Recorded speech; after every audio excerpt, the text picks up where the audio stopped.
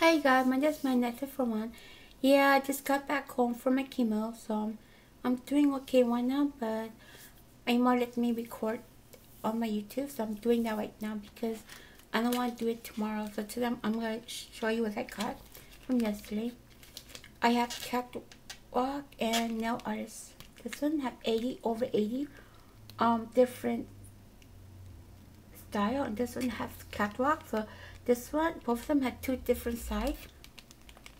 You could go demokissusc.com if you want to know. I'm gonna use it on my clients when they want to get the nail polish. I'm gonna do that for them. This one looks so nice on them, and this one. So, and this one my mom gave me. It's like a pencil case, but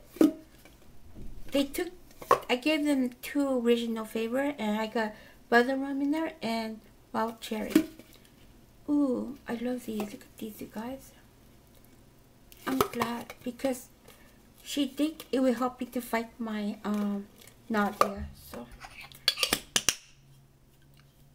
yeah, I'm doing fine, you guys. So okay, and how you guys like my hat?